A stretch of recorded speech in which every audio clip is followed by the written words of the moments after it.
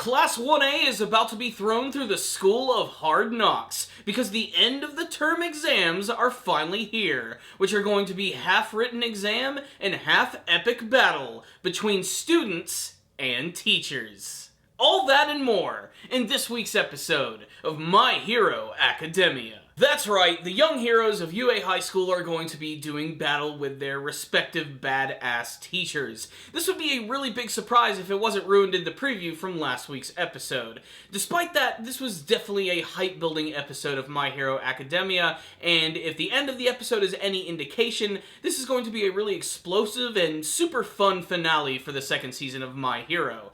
So, let's just go ahead and jump right into this week's episode, which, I'm not going to lie, the first half of the episode is not super exciting. However, if you really do love these characters, you're totally gonna groove on every single moment. In fact, the beginning of the episode is completely superfluous and has practically nothing to do with the rest of the episode. It's just an excuse for fan service and, of course, to explain why Midnight likes to dress so scantily clad. And a lot of that has to do with the fact that, well, she needs it to be able to move around quickly and efficiently, and it's not really a matter of being sexy, but the sexiness is simply a result of the necessity of dressing the way that she does. It's not too dissimilar from Yoko from Gurren Lagann, to be perfectly honest. But of course, she's doing this interview right next to Mount Lady, who's an extremely vain superhero, and seems to have some sort of tense rivalry with Midnight, and frankly, it's just fun to watch them bitch at each other. That and the fact that Mount Lady just comes across as extremely passive-aggressive, and she seems to take jabs at the fact that Midnight is a lot older than her. Whatever, I think Midnight is definitely a lot better than Mount Lady. That's just my personal opinion. Really, this whole scene is just to set up the fact that they want to remind us yet again that Mineta is a complete and total pervert, and watching him sort of groove out watching this is definitely a great way to start this week's episode, before, of course, it jumps into all of the crazy shenanigans and action. The next part of the episode is basically a reintroduction to the students of Class 1A and where they actually rank amongst what they scored on the midterms. I do like the visual of them walking around and having like a little cartoon bubble above their head, which gives you the number of where they actually rank in the classroom. And there's also a really great scene with the character of Momo, who is ranked number 1 in the class. She's a freaking genius, and she actually decides that she's going to be the tutor of a lot of the different students in there, some of which are pretty damn dense in some of the most ridiculous ways possible, like Denki, who takes the fact that he's pretty much last in the class in a really harsh way, whereas there's the character of Mina, who's right behind him, but seems to take it in all of this stride and just continues to laugh over the prospect that there's a chance that she might not get out of this exam alive, and there's something about her exuberance and happiness that just makes you laugh, and pretty much that's just the bulk of this part of the episode right here, is just getting to see everyone's reactions to this. That and the fact that they're all going to be going to Momo's house, which, man, this chick is rich. We're talking Monty P. Moneybags here, freaking Daddy Warbucks style, and she rolls out the red carpet for all of her friends, and that's all going to be very instrumental and fun. But we didn't watch a superhero show to watch people do written tests.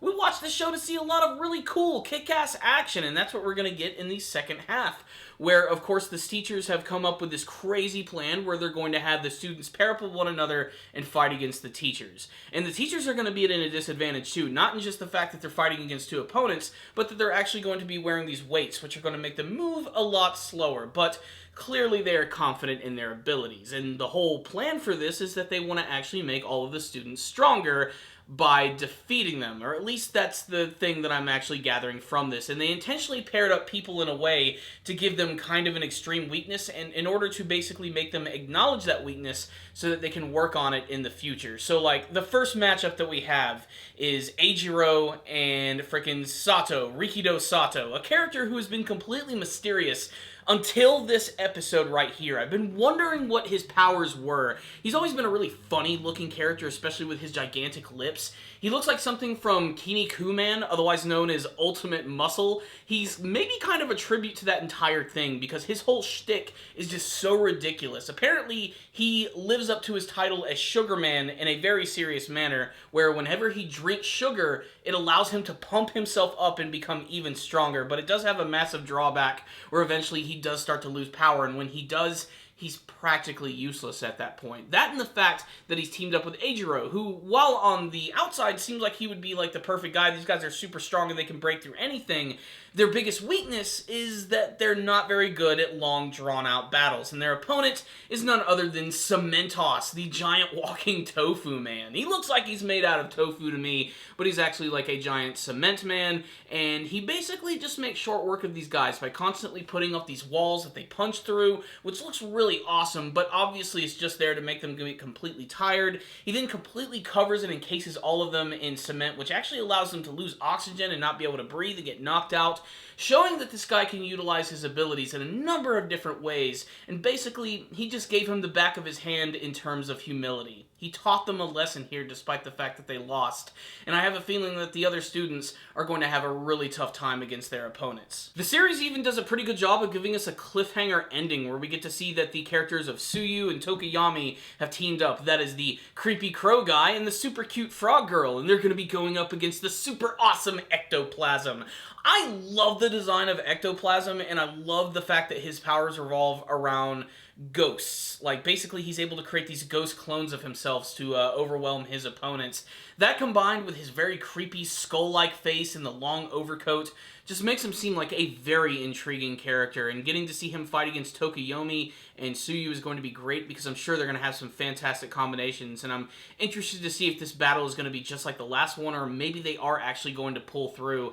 And that's what I think I'm most excited about seeing, as to like who's actually going to be able to defeat their teacher and who's not. A lot of people are going to have some big disadvantages here, and we'll get to talk about that a little bit more. But what's the rundown on this week's episode? It was pretty damn good. Simply put, the first half of the episode is not mega exciting, but like I said, if you really like these characters and just like them interact with one another, it's definitely something that's worth checking out. And I really do love all of these characters, except of course for Yuga. I don't know what it is, but Yuga just really pisses me off. I just do not like this character whatsoever. And the fact that he's teamed up with Ochako just lets you know that it's going to lead to a really funny scene, or at least a funny episode between these two. Maybe Yuga will finally surprise me. Who knows? I think that'll be pretty cool. We also have another couple combinations which I think are really damned intriguing. Like, I do love that Momo and Shoto Todoroki are going to be teaming up with one another, because Momo is a character who has a lot of potential just for the abilities that she has.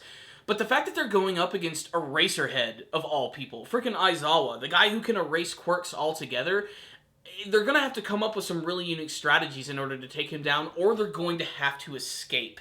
Which, that's still a pretty cool element of this arc, the fact that they might actually be able to win by escaping. It's a really important lesson, and I wouldn't be surprised if we actually see some of these end that way, and I can't wait to see how it's all going to go down. Of course, everybody's going to be wanting to see the big team-up between Deku and Katsuki Bakugo, and they're going up against All Might. So you know it's going to be insane, but you know that these two characters, I don't think they're going to completely, like, abandon each other, but there's definitely going to be a massive amount of friction, and Katsuki Bakugo is definitely going to be out to prove something the way that he always does. There was a line in this episode that I thought was really intriguing, where basically he calls out Deku again and Shoto Todoroki, telling them to bring all of their best when they come to this, like, final exam. The scores are going to matter who's going to be number one, and he exits the classroom screaming and in a rage like he always does. But Tokoyami mentioned, is it impatience or is it hatred? And that's a pretty interesting observation. I mean, maybe it is just a pun on the fact that his quirk allows him to make things explode and he just has a really angry personality. Does he truly hate these characters to their core? Does he not just like being around them? Is he just destined to become like one of those characters that you see in anime who start out good and then become a villain? We're talking Sasuke here. Is that really what is going to happen with Katsuki Bakugo? I really hope that it's not going to be the case, because I like the uniqueness of his character for being just so angry and pissed off at everyone, but still legitimately wanting to be a hero. So I just want to see more from his character, and obviously the build-up for him and Deku teaming up against All Might, it's going to be astronomical, and it's going to be really exciting. All of the combinations, I think, are going to be a lot of fun, and it's going to be a great way to also see some more of these teachers in action, which they've mostly been keeping on the shelf for most of the series, so I can't wait to see what they're capable of. That one crazy cowboy character, I know we saw a lot of these guys like at the very end of the first season, but not enough. I just want to see more of them, and it's going to be fan-freaking-tastic. I love it. You guys should check it out. This was a great episode, but it certainly was hampered down by the fact that it is being stretched a little thin, and the first half of the episode is a little slow. But still, it's a fantastic watch, and it's entertaining as hell with lots of laughs and the beginning of some cool action. So I'm giving this one a 4 out of 5.